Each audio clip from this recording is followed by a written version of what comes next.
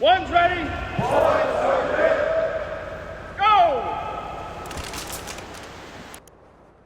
I would rather you say that you're not smart enough than doing what everybody in the world is doing. Like, I swear to God, every time we have one of these social things, like every time there's something up there, like everybody just puts on their different little hat. Like everybody was a Ukraine war expert, and then everybody was a biolab expert, and then everybody is a Chinese expert, and now everybody knows everything about, like, no, you don't know all of these things. I am having the wackiest conversation in my DMs with this dude. I don't even want to talk about the topics. I'm pretty sure I'd get canceled, but I'm just like, what are we talking about here? Anyway, welcome back to the Once Ready podcast, everybody. How you doing? It's Aaron. We're going to try to keep this one, somewhat not spicy, so that's not a members only. So you should go check out the members only stuff, though. It's like a cup of coffee every month, and you get to hear us talk about wild stuff back there. You'll get access to hundreds of hours of content in the library. You get, depending on what tier you join, 1, 2, or 3, you could get a free piece of merch every 6 months. Just go check it out. It'd really be cool. I'd love to see that thing get up to like 500 members. It'd be pretty cool. We got up to like 200. So, and I do want to talk about Drink Hoist. Go to drinkhoist.com. They got a new flavor, 5-star punch. It's fantastic. Go to onesready.com. You can find all of our partners on there. Drink Hoist is fantastic. Keeps me hydrated. I love it. 5-star punch is the best flavor. Trent, who's your favorite partner? It's so hard to pick favorites. You better say your wife, dog. You know she listens. She doesn't listen. She does not. Sometimes I hear my voice pop up on like her Instagram reels, and the speed at which I disappear, she could not care less about what we're doing over here. My wife has not listened to a single full-length episode of this podcast in 5 years. Well, my wife only listened to the one I think that she was on as the guest, so which makes sense. But Barbell Apparel is new, and I'm trying on their T-shirt for the first time today. They sent us over a whole bunch of stuff. Ooh. So yeah, I'm wearing their ultralight joggers, and then this T-shirt because it's what is today? Saturday? Is it Saturday? It's Sunday, bro. Whoa. Yeah. Inauguration day tomorrow. National Championship day tomorrow. Well, I'm calling it Red Monday because it's scarlet and gray of Ohio State. And then obviously Donald Trump is a Republican. I don't know if you guys are tracking this, but Red Monday, baby. I'm excited about it. We're going to talk about that later in the show, too. We got a couple of things we're going to talk about. We're going to hit the TikTok ban. We're going to hit the Undersecretary of the Air Force. Yeah, I know. Great people. The best thing ever. I actually do. So it's kind of like a self-licking ice cream cone, right? Like, because the best content of people crying about their TikTok would actually be on TikTok. But now I can't watch it. So then everybody has to flood my Instagram and X feed crying about TikTok being taken down. Grow up, babies. And then Can I just say, I honestly didn't understand that dude's take on it. Like, I've been on here for 4.5 years, never took a day off, as if somehow that makes it like you're not addressing what they claim they're canceling it over or getting rid of it. Like, I don't understand, man. And we'll talk about it. We'll talk about it later. We want to talk about something first. So, man, let's talk about how. And the third thing that we're going to talk about after we get this first thing out of the way is we're going to talk about how Trump selected Trump's inauguration got moved indoors. For many reasons. There's a couple different reasons here. There's a reason that I think it's obvious why it got moved indoors, and we're going to talk about that. So that Don Lemon would make a video about it. That's why we did it. Yeah. Ostensibly, it's, everybody's, it's because of the weather. And then there was Don Lemon, went on and had a video where he talked about how, Donald Trump's not as tough as he is. And that's like the I like how he does the glasses thing in the beginning of it too. Like the beginning of the video is him taking his glasses off all dramatically. That chick, Harry Sisson, that looks like, he looks like 25 pounds of bubble gum. That little girl, he is on there just absolutely losing his mind, like calling people soft and then trying to he does this thing where he tries to shame you into feeling bad from a position of just complete condescension. Like, that dude smells his own farts and loves it. Like, just absolutely is like, yeah, fucking dork. Anyway, do you think that he actually believes anything, or is he just out there getting paid? Well, I'll tell you what, man, it's more of a kind of like a condemnation on the youth, and I've had this conversation over and over and over again. So first of all, it's verified that he's paid. He's 100% paid by Democratic apparatchiks to be one of their mouthpieces and one of their influencers. This is well known. You can find all the receipts. They're out there. So yeah, he's getting paid, but more so, and it kind of weaves into the TikTok thing, but he's just some kid that grew, because when you're young, you're young and you're liberal and you don't have a heart, and then you get a brain, you grow up and you become conservative. That's just the way of the world. Like, as reality mugs you in the face, people naturally gravitate towards conservative principle because they're like, hold on, I want to grow up, I want to have a family, I want the government to leave me alone, I don't want to pay so many high taxes, I don't want to have unsecure borders, I don't want millions and millions of illegal immigrants in the country. And those are all conservative principles. When you're young, you want everybody should come here, everybody should have health care, I don't care how it costs. Like, I really think it's a mix of both. So yeah, he's making a lot of money doing what he's doing, but number two, I mean, he is the youth that we're talking about being indoctrinated by these platforms. And I think to some degree, yeah, he really does believe it. Like, that this is how you radicalize people. He is part of the radical left. And I think, this, you can't be exposed to the things that, and I'll give him not credit, but I'll extend him some grace on this one. His brain isn't fully formed. He's an idiot. He's never been anywhere that hasn't been paid for by the Democrats. Of course, he is ideologically motivated and he thinks what he's saying is correct, but that's because he's stupid. Yep. That's I mean, it's like I had a dude that was training me up for when I was becoming a Saudi that, come to find out, like you build up someone like huge in your brain. And then like reality hits you once you've been on team with them for like 10 years and you're but you always have to give that person credit. But it's like, I think that's how it is. Like, these people are paying you. They say that they're all about the good things, and you're a young person. Like, why wouldn't you be all in on it? Right. Yeah. And it's his living. It's his career. So, how much of it he believes, I think it's a good amount. I think there's things that he said that are just objectively false and stupid. And again, like, that guy can't sprint for 10 minutes. That guy can't run a mile. Like, that guy is absolutely a victim. Like, somebody could steal Harry Sisson. It would not be hard. He is in no way a grown man. You know what I mean? Like, hey man, what you got in that bag? I got me a Harry Sisson. Picked him up. I just took him. Rob O'Neill had the most unhinged take. I'm not going to say it because this one's for the public. It's for the kids. The most unhinged take. But it's and again, Rob O'Neill is his own person, and he's cringy as I'll get out too. But the things that he said, go Google it. Go Google Rob O'Neill's take on Harry Sisson and his friends. Such a weird day on the internet when that happened. I was like, it was so weird. But I thought, I don't agree with any of this. Yeah, I don't. Like, I guess his motivation, I guess his overall point, if you strip away everything that he actually said about it, is okay. Like, because he posted a picture of the 4 dudes. There's like 4 of them that hang out together. All 4 of them, I could line them up and beat them all to death. It would be one of those, like, the wrestling 1-on-4 matches. All of them would die. Like, it would not even be. I would feel bad. I would feel bad doing it as it happened. It's just the most ridiculous thing. But Rob O'Neill, the most unhinged take. All right. It's like when you're like 14 and you're first learning like all the bad words and you try to say something funny, but it just comes out like super, and all your friends are like, "What did you just say?" No, like, that's Rob O'Neill. It wasn't just Rob O'Neill's friends. It was literally the entire world. Like, whoa, bro. Like, even guys that still believe that he shot bin Laden, which he 100% didn't. Everybody that saw that post was like, bro. Yeah, we get the intent, but like, you missed. It's a solid miss for me, dog. You're going to have to miss me with this one. All right, Trent, we're going to talk about a specific thing that happened, but it actually helps people. So going into the Air Force, if you're going into the military, listen, there's hierarchies. There's hierarchies everywhere in life, whether you want to agree to it or not. Everybody always has a boss. There's always somebody that you have to give positional respect to. And we're going to talk about how you address problems up the chain. Trent has a real world example of this and how it went bad and how it is that we can possibly give you some skills to maybe be a little bit better. So take it away, Trent. What happened? Well, mostly I just want to complain about kids these days and how sensitive they are. These kids these days. Good, go. So I have a friend who had an E7 and and he is above E7. An E7 in their shop missed timelines, right? Or whatever. My friend is not like a jerk, but he went into that section at some point and told the E7, like, "Hey, you've messed up, blah, blah, blah," in front of all of his people, in front of his shop that also missed the mark, right?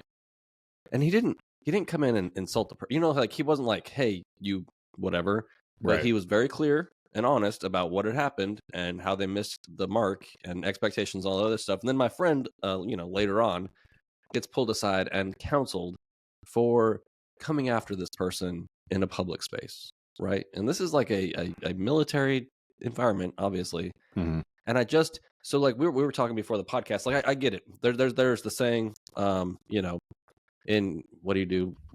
Fix them in private. Yeah. Praise in public. And I get the intent in that. Like there's sometimes when that is probably the better way to do it, but that is not the only way to do it. Like sometimes everybody does need to hear what went wrong and to hear their boss get yelled at. The example that I've used before here, when I was at the schoolhouse and my students would get in trouble, enough trouble to have to go see like the commander at the weather school, I would put my blues on and go over there. And the commander was like, "What are you doing? Like, you don't have to punish yourself, you know, so because your student got punished." But I'm like, no, here's the principle.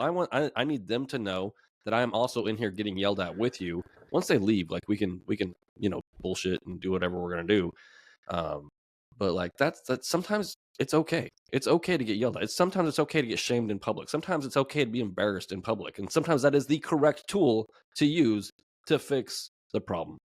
I'm a big fan of shaming in public. You know, I think that's something that we've lost, and people wrap it up in civility, right? I found a couple good quotes on this one. So, respect for authority is not blind obedience. True respect recognizes the value of leadership while also understanding the importance of questioning and holding authority accountable. Now, do you do it in public? Do you do it in front of people? I don't know. I'm a huge fan of calling it out. Like, I do have those conversations. I'm the type of person, like, at work every single day. If somebody sends me a shitty email, or if somebody, you know, says something that's untoward, I go address it right away. I got this. Shout out to K-Dub. You know, K-Dub would get an email, and you would hear, I would get the same email that he did, and then I'd see him walk past my office door, and I'd be like, "What are you doing?" He'd be like, "Oh, I'm gonna go talk to him about it. I'm not sending an email back. I'm not getting into a back and forth. I'm gonna go sit down. We're gonna have a talk in context with nuance, and we're gonna hash this out." He's gonna go flex on them is what he's gonna do. That's what he was gonna do. He's gonna go get right in their little face. You know, we've lost a little bit of that because, you know, you and I right now are talking through a screen. We can say some wild stuff to each other. I've had wild DM conversations with dudes in the last couple of days over a bunch of different topics. One of them, you know, good friend, you know, haven't met him, but I like the guy. We're internet friends. We, you know, do a whole lot of stuff together.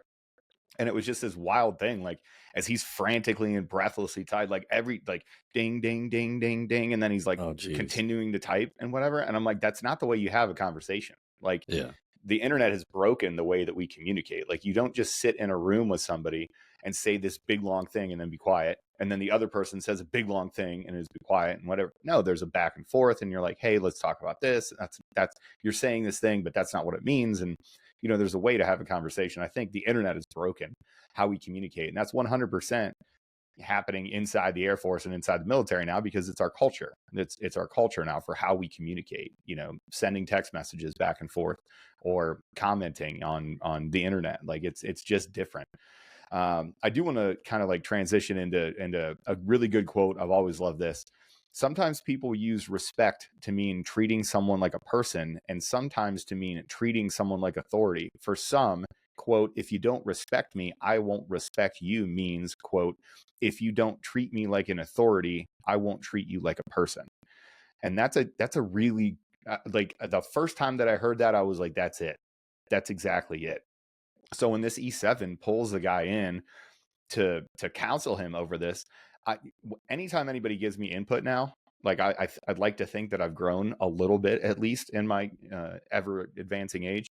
If somebody gives me input and they tell me that I was wrong or that I handled a situation right, my reflex now is to go, wait, did I screw this up? Was it true? Was it right? Was it good? You know, it's like the three gates. There's like the three gates of, it's an Indian thing. I'll look it up here when you're talking, but you know, is it right? Yeah, right. The three gates, is it true? Is it necessary? Is it kind? I think are the three Indian gates, you know, when you have a communication with somebody. But the authority thing, it's when you feel disrespected in your authority, a lot of times people think that you're disrespecting them as a person. For me, if somebody walks into a room and goes, hey, we missed the mark on this. We talk about it all the time with debriefs. And we've put out a bunch of reels on how bloody our debriefs are. And you go to, you know, if you go to the weapons school, if you go to some of these very, very professional organizations, those debriefs are not fun. I saw one of my mentors at Peach's retirement, CA. He's an awesome guy. His wife is an absolute gangster. Like, she is the Spartan wife. Like, she belonged in Sparta when Spartan wives were a thing, because she's just badass.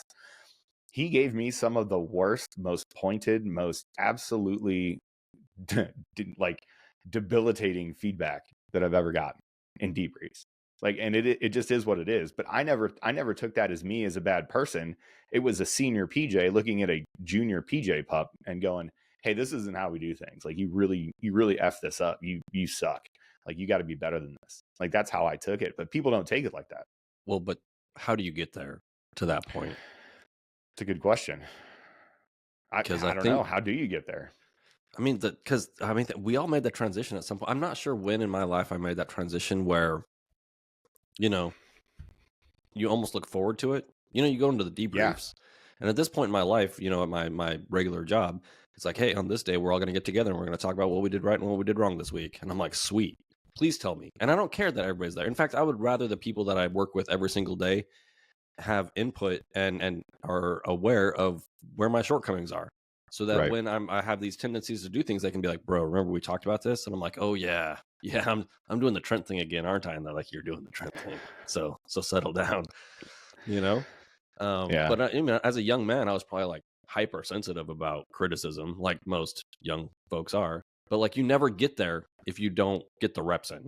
So, man, like by the time you join the military, you get through, and maybe we're failing in this regard in like BMT and tech school and all these other places where people are not getting the correct amount of pointed criticism in front of an audience about their performance in the job. Like, it's not, we maybe cross the line a little bit on the special warfare side about making it personal, but we're just trying to elicit an emotional response to see if they're going to quit or not. It's still not personal. It's not from it really isn't. Yeah. Mainly like, because the cadre don't think the cones have souls. That's why. So it's not personal in any way. You have to respect somebody as a human before you can make it personal, and we just don't. So it's tight. Well, you just want to get to the point where you see the light go out of their eyes, and then you keep saying like the stuff that you said on like week 1, and the cones really honestly don't care anymore. You're like, you're gonna be okay. You're gonna be great. We made it. Yeah. Right. Yeah. Thank goodness. Thank me sometime in your career for making you a better person.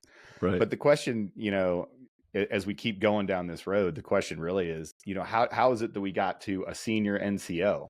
And I don't know this person. I don't want to talk bad about him. I don't know the entire situation. But when I hear that a senior NCO formally counsels a junior troop for doing what they're supposed to do, aren't we supposed to speak truth to power? Isn't that the thing we're supposed to do? Like, well, it was the senior NCO that got counseled in front of like their other 7s and 6s that do work in that section. Yeah, great. And then, yeah, it's just like, what? I don't understand. Why is that so bad? Right. Exactly. I try to put myself in that place, right? Like if a E5 walked into a room with me in that position and was like, "Hey, we all sucked. You're the leader. This all sucks. We didn't make the thing." I think I would probably receive that a little bit differently. Maybe I would pull them aside and be like, "Hey man, next time, got it. Just do me a favor. Come and talk to me about it before you blow me up in front of people." But I think that'd probably be the end of it. I don't think I'm counseling the dude. I don't think I'm getting mad at him and being like, "How dare you disrespect me?" Like, I never thought it was that big of a deal. But then again, I wasn't a very good senior NCO, so that's probably the root cause there. Yeah, but that's what I'm saying. The situationally, right? Like, I just think we've gone too far in the direction of, punish in private and praise in public. Like, that's not a black and white saying, and people say it like it's like the the respect thing that you were talking about. We use professionalism as like well, that's not professional to do that, right? But that's not true. That's right. We're being a professional means getting better at something, right? Being a professional at your job, being the best that you can possibly be. And in every situation, that doesn't mean that I'm going to take the time to pull you aside and be like, "Hey man," and like create the positive, negative, positive sandwich or whatever I'm supposed to do according to the stupid EPME courses I went to. Sometimes you just need to hear it, and you need to hear it in front of your people. And it's okay for your people to understand that you're not perfect, because they probably also failed because, like, you're a team, and it's okay. And I'm not saying that's every time, but man, you don't need to be counseling people for fixing things. Yeah. Yeah, I agree. We use these things like blankets, right? It's almost like a safety blanket for folks. Like the higher up in your career you get, like you have all these levels that are already built in that stop people from speaking true, honest, transparent, boiled down truth. Like you just do. So, E4s, have to watch how they talk to E5s. That's just a thing. E4s really have to watch how they talk to E7s. E4s really have to watch how they talk to O3s. Like there are these almost like layers that really do prohibit somebody from coming in and just speaking true, honest facts to somebody, because what the higher up tends to do is they immediately defer to, well, that wasn't professional and you can't talk to people up the chain like that and whatever. That's one of the things I loved about Air Force Special Warfare. We refer to it as like a flat organization, meaning there are people that occupy positions of authority, and they have rank authority and personal authority and all these other things, or positional authority. But we pride ourselves on opening up the conversation and looking at an E3 and being like, hey, did we do good today? And a lot of our E3s will be like, nah, dog, we didn't. Like, this sucked. Like, this wasn't good. This was dumb. I don't want to do this anymore. In our community, we tend to do that a whole lot. In the regular Air Force or in the larger Air Force, it's really not a thing in the larger military. And some, try being a Marine, E5, and go to your gunny and try to tell him something that he messed up. See how that goes for you. It's weird, man. As a team sergeant, one of my favorite things was I'd go to my NCOs and be like, hey man, like I need feedback every once in a while from y'all, because I really do value their opinions. Right. Because what I do directly impacts them and the airmen below them, right? And so their feedback was always super valuable. Like, and I'm not going to get my feelings hurt about it. I'm like, my performance affects you. So like, how am I doing? How can I make your job easier? Where am I falling short?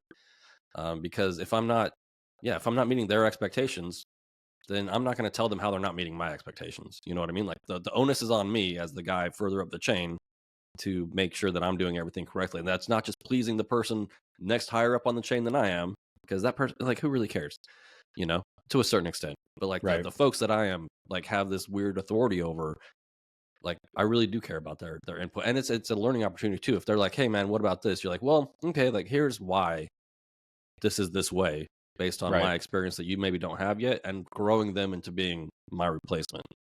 Is that how you would have handled it? Like, let's say you were the E7 that got called out in front of the shop.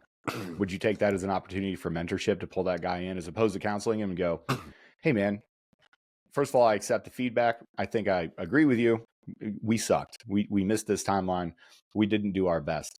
However, let's talk about the way that we talk about these problems. Do you think that's more valuable, or do you think that I imagine you bring him in and you just smoke the living dog crap out of him?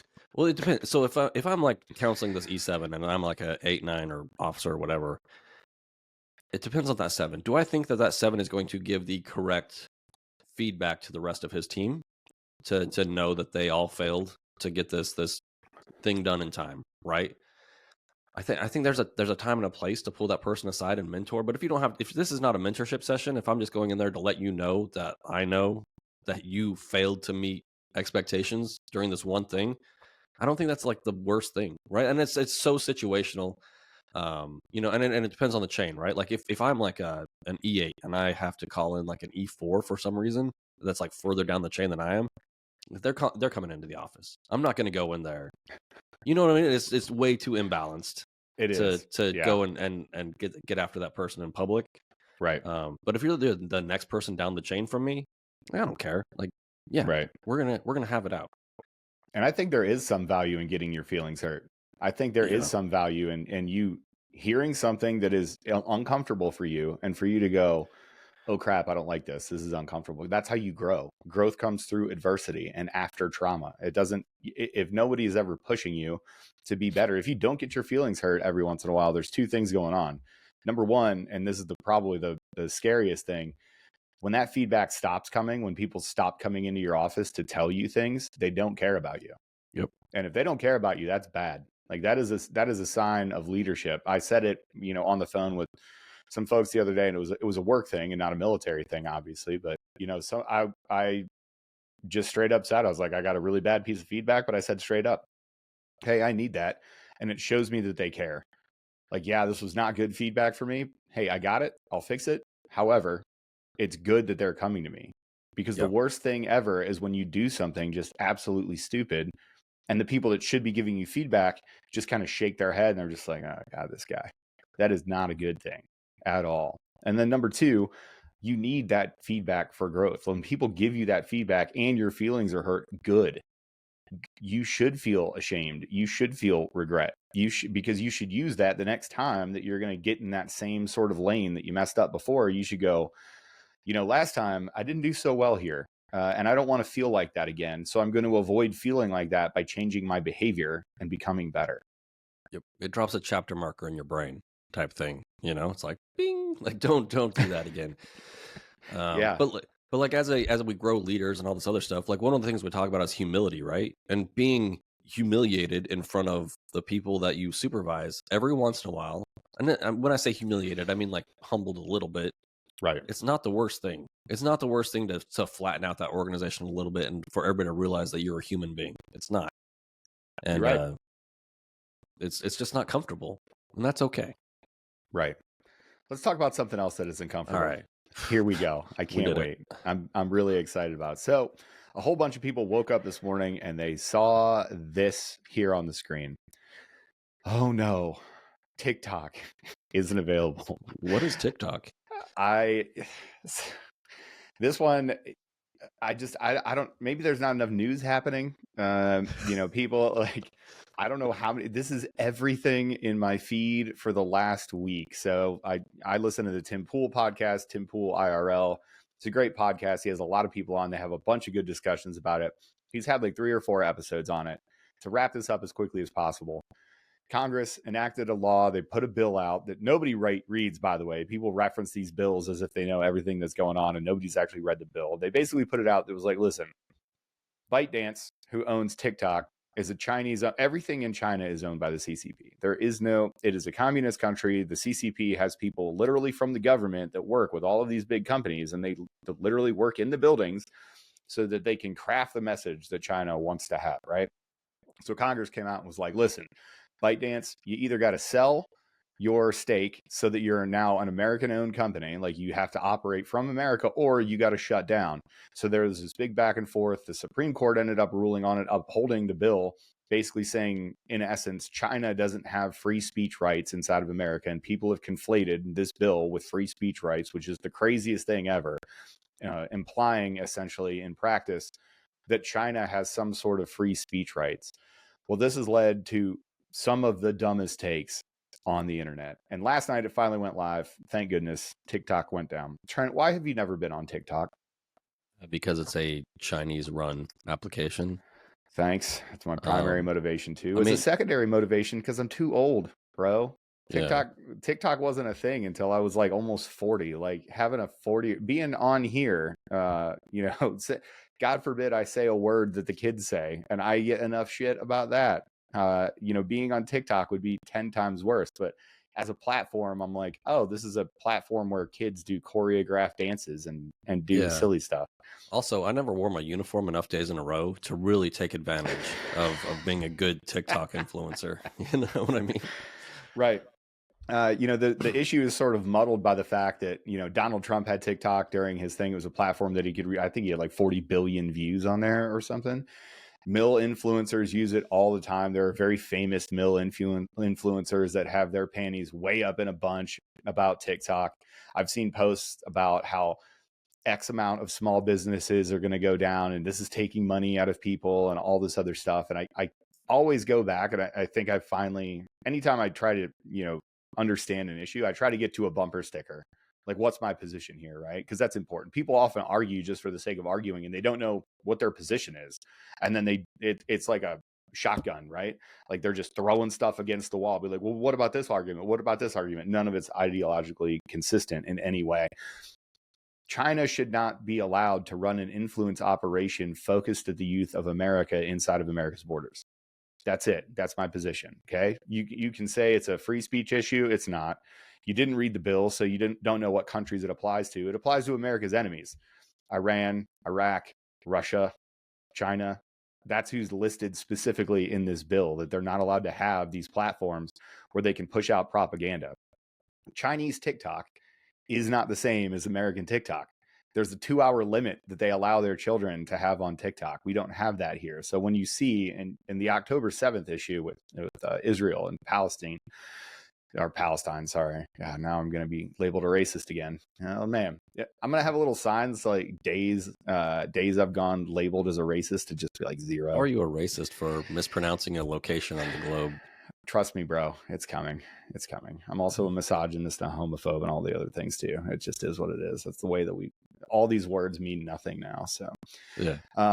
But you look at how China and what they show, the content that they show is like math and science, and based on making their population better. And the things that we see are people like Jeffrey Marsh, who 100% is a grooming PDF. Like, he literally goes on there to speak to kids about hiding these trans woke Marxist ideologies from their children. That's what people are seeing in TikTok.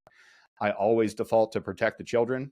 This app is focused at kids. It is focused at the most impressionable. When you look at people like Harry Sisson, where do you think Harry Sisson got the most ideas?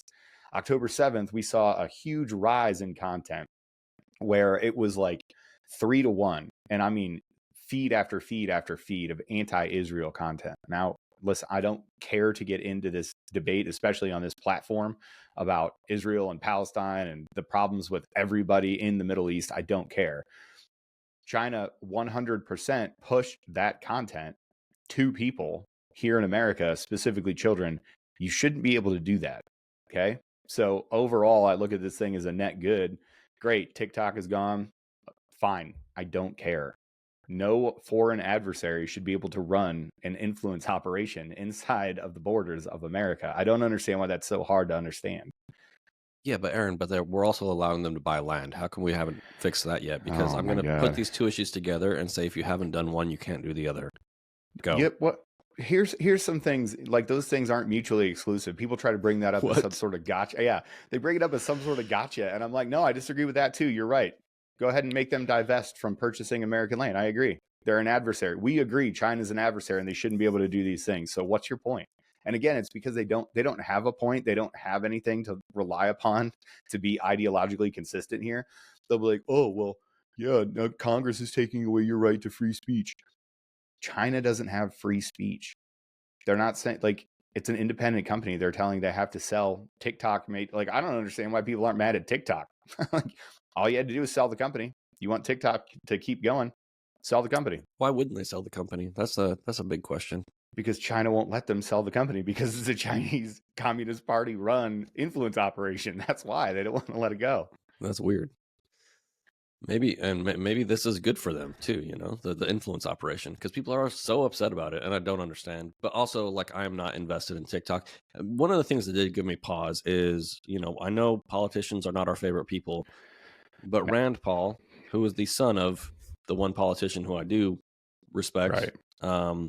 He's like, well, I'm going to get on TikTok because I don't like people telling me what to do. And I get that. Mm-hmm. I get that, Rand. But we don't have to let foreigners run businesses in our country. You know what I mean? Like, and that's basically what we're doing. I know the internet seems like this like great international nebulous thing, but it's not. The internet is not the same in all the countries. We don't have to allow them access into our country and into our people. And unfortunately, our people are not smart enough to understand that the CCP and TikTok are the same thing. All Chinese companies and the Chinese Communist Party are the same thing. So, right.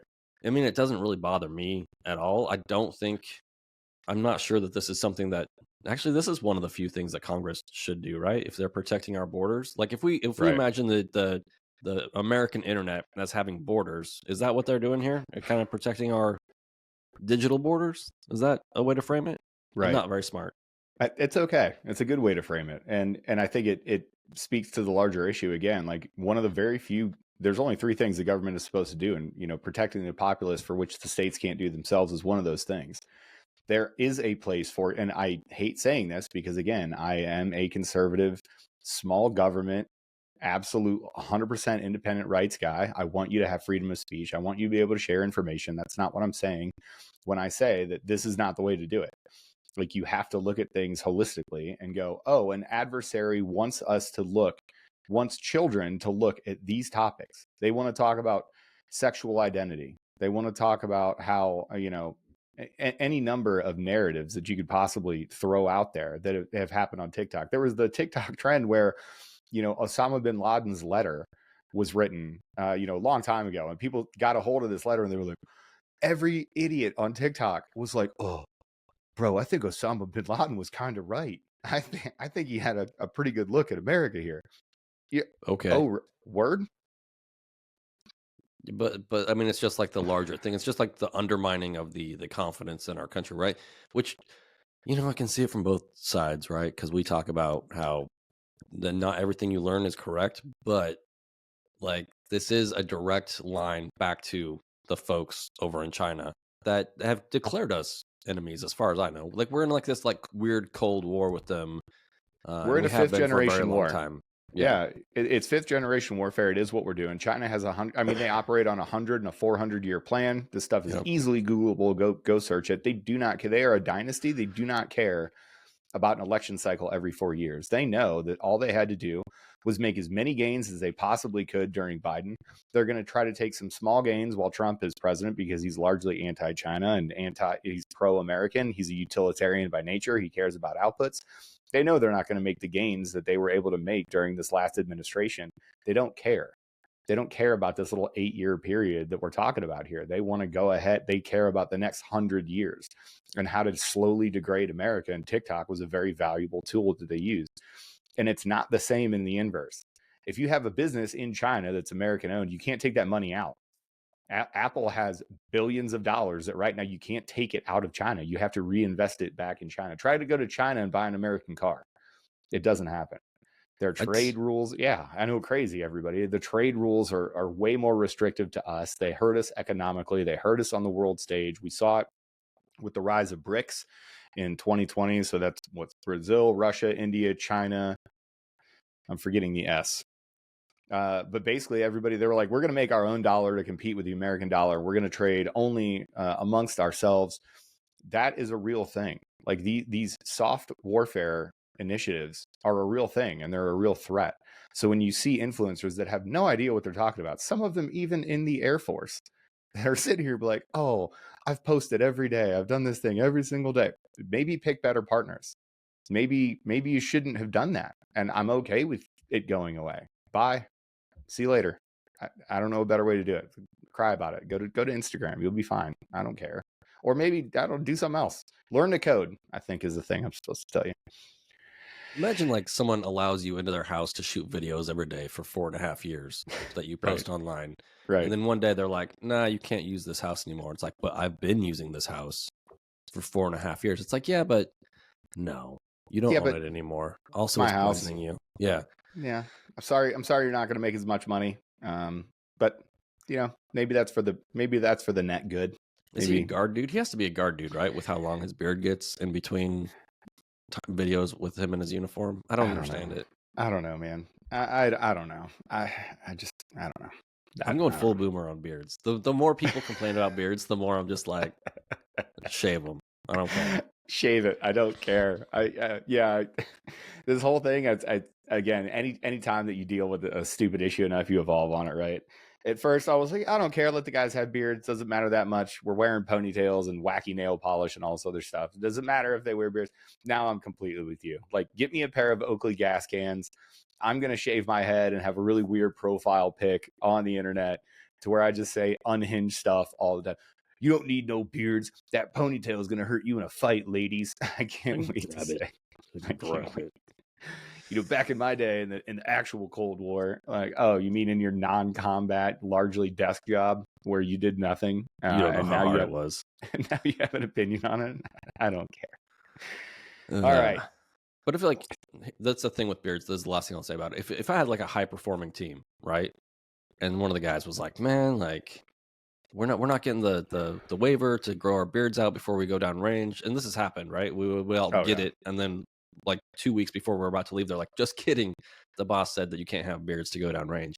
We'd complain about it. We'd be like, come on, man. Sure. Like, we're about to go overseas. And like, we're highly professional people that have trained up to go do this thing. But man, if you are just not doing a good job at anything, and you're like, we should have beards because blah blah blah. It's like, man, how about you learn how to conform first and then affect change from the inside? Like, Wear you your haven't even clothes proven that you right. can do what you're told yet. Yeah. Right. How, like, it's the funniest thing ever. We say it to people in the pipeline. Listen, it's not that hard.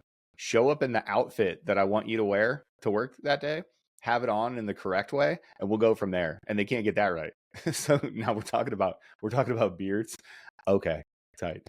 It does go the other way too. I know 100% can verify this story.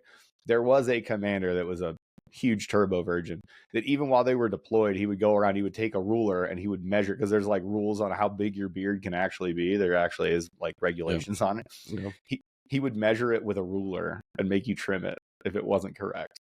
Like that is a bridge too far, my dude. What are we doing? Hilarious. Sounds like a great commander. Just focused on the right things, He especially wasn't. overseas. I can tell you from personal experience, he wasn't. He was a terrible commander. He was awful at basically everything he did. What does his last name start with? Was it a? Never mind. I'm not. It started with a B. Yeah, I'm okay with it. Moving on to this next one. So the Trump inauguration, it's going to be moved inside. Now here, this has got a whole lot of wrinkles. Oh yeah. So Trump's getting inaugurated tomorrow. It's going to be super cold in DC. They decided to move it inside. We talked about it earlier. Don Lemon, disgraced CNN anchor, misogynist himself. He's also got a whole bunch of allegations behind him about sexual stuff and a whole bunch of other stuff. Somehow this demon is still out talking on the internet.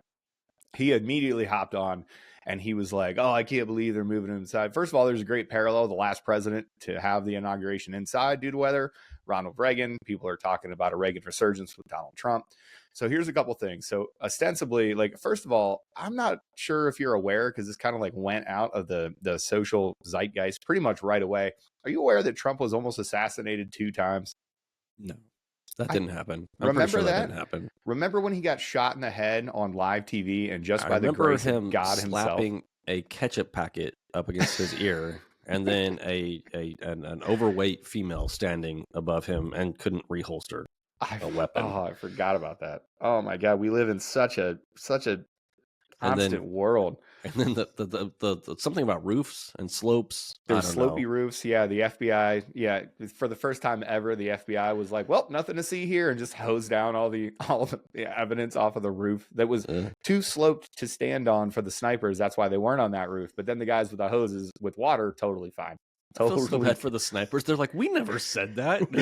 Their bosses in front of Congress being like, well, we determined that the roofs are too sloped. They're like, nah, dog, we never. No, we never said that. Don't worry though, Tim Kennedy, he got on and talked for snipers, so it'll be fine. So there's been a lot of movement here, but everybody that isn't an idiot can pretty much go, maybe being outside when we have unverified drones flying over the entirety of the East Coast for the last, 6 months, maybe. And here's another fun thing. If you really want to start cooking your brain, did you know that DJI turned off their geofencing? DJI, guess where DJI is based? Where? China. They turned off their geofencing that disallowed drones to fly in areas that were deemed like sensitive, like FAA, certain airspaces or certain places like, the Capitol building and stuff. They turned that off 2 weeks ago. And people were like, oh, I can't. Oh, really? Like now all that happens on your little DJI drone, if you want to fly into an area that was previously geofenced and you couldn't fly into it, is that the operator of that drone gets a warning and they can just go boop and exit and just be like, it's like I see you, dog. Anyway. Okay, tight. Yeah. Anyway, I'm going to fly into this space. So anybody that's not an idiot can look at this and go, oh, there's probably some remarkable security concerns for President Trump. And then this video came out. Shout out to Eric Doherty, who knows? Put this video out on Twitter. I'll put it full. This is Trump's motorcade pulling up to Air Force One. Trent, you're a droney boy. What are on the tops of those? Jeez, volume. You can see all on top of these vehicles there. What are those little antennas there?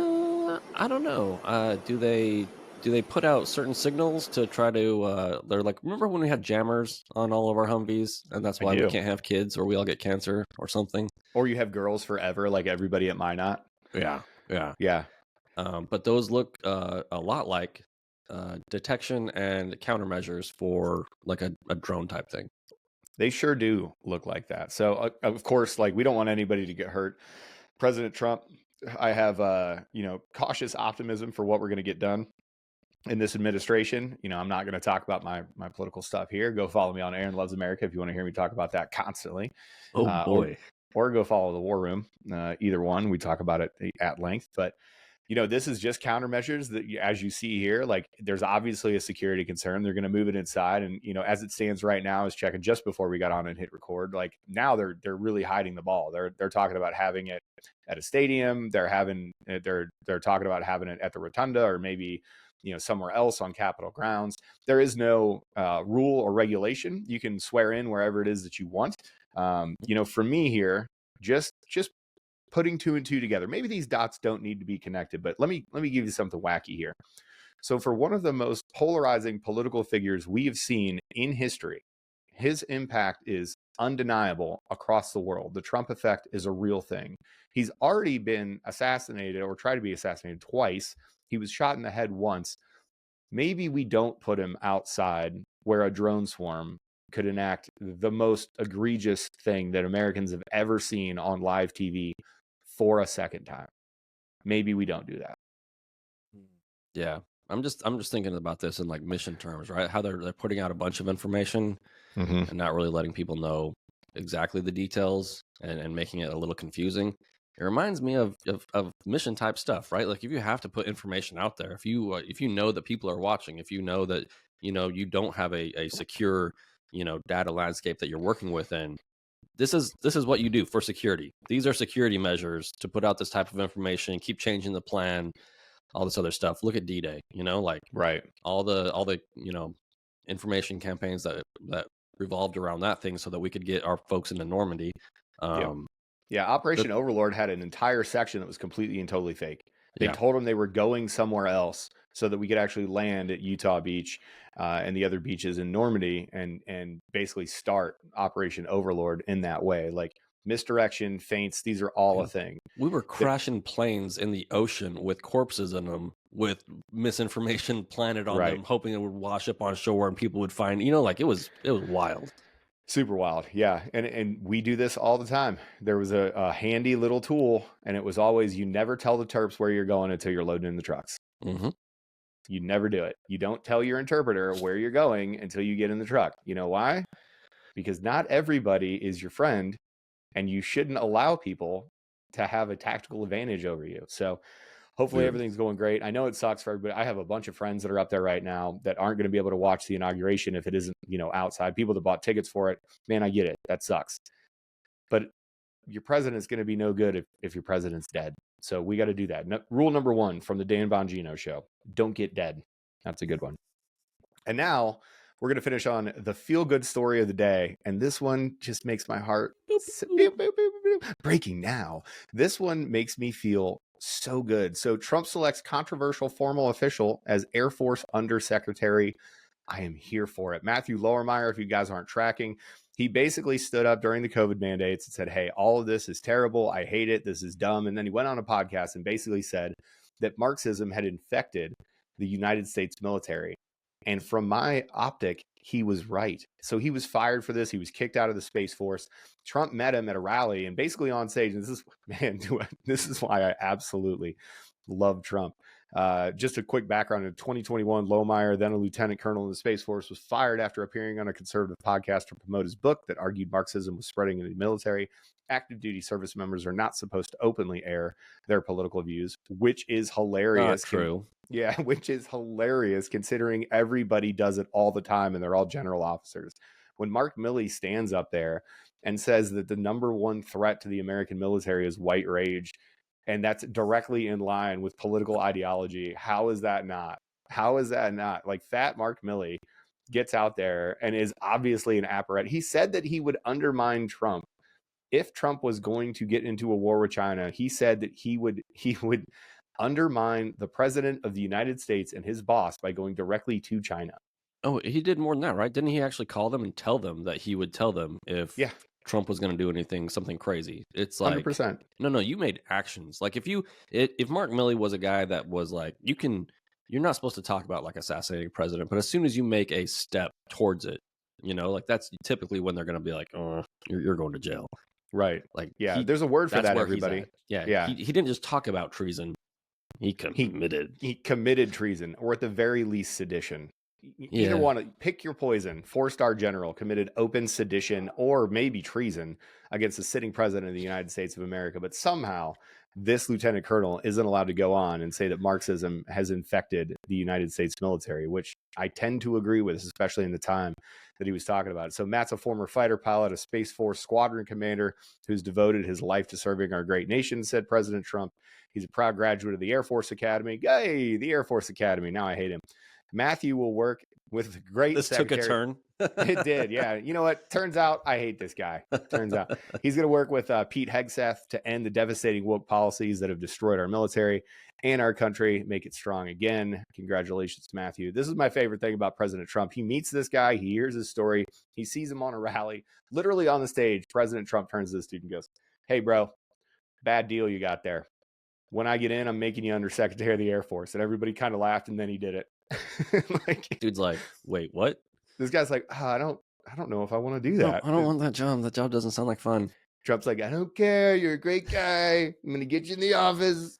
You're going to be the best that we've ever had. Beautiful decisions. Going to be the greatest. Your favorite president made you the Undersecretary." I absolutely love it. I think it's a great move. I think it's in line with everything that Trump is doing. He is putting disruptors. When you look at Pam Bondi, absolutely body the entire Democratic conglomerate, horde, blob, whatever they are. When you look at Pete Hegseth, when, even with the Matt Gaetz, like I wanted Matt Gaetz to head up the DOJ, and then he was replaced with Pam Bondi. That's what you need. You need these young people. Trump has elected people that are not of the ruling class of America. Like 65 or 70% or something of Congress is over the age of 65 years old. Like the boomers have held on to power entirely too long. We need disruptors in these roles. We need Kash Patel in the FBI. We need Pete Hegseth as SecDef. And Nate, we talked about Nate Cornacchi's video and how the dude doesn't like Pete Hegseth. He doesn't. It's great. Okay. He will tell you he doesn't even think he's going to be a bad SecDef. He just doesn't think he's the right person for some choices he made and who he associates with. That's fine. Okay, great. We need people in these positions to disrupt what is going on. And I think Matt Lohmeyer is a great example of somebody that is a disruptor, that is pushing the ball towards the end zone on the right side of the field, not the left or the right, but the correct side of the field. And I think we need more folks like that. Like, who else? You look at his nomination for RFK. I want somebody that hates big pharma. I want somebody that hates big food. Those are the people that you want. I don't want, when we're talking about the SecDef, I think I said it before, on a bunch of other platforms. I don't want one of these political appointees that have spent the last 10 years of their career decimating the military and then go into a position where they can actually affect more on a broader scale. I want Pete Hegseth, the major with combat experience, to get in there and absolutely burn stuff to the ground, get rid of DEI offices in the military, get rid of this woke ideology, get rid of it all. It's not working. I think the best impact that having Trump around has been is it has encouraged direct speak from not just the people that he likes, but from everybody. These congressional hearings are so much more straightforward now. We've gotten rid of the idea that you're supposed to speak nicely and speak around subjects and all this other stuff. It's so direct now that it's like, oh, we know what all these people think, and we know where they're completely off the mark or where they're hitting the mark according to our own, opinions. And I think that's a huge positive, because that idea, and it plagues the military as well. That idea that you can't just be direct about things is terrible. Right. Yeah. You know what we should do? We should just get everybody together in a big room somewhere nice, like let's say Las Vegas. We'll call it something silly like WebTac, and we'll talk about a whole bunch of stuff, and we won't make any decisions. And then we'll exchange 35 emails a day for like 2 weeks on the stuff that we talked about, and then nothing will ever happen. That process doesn't work.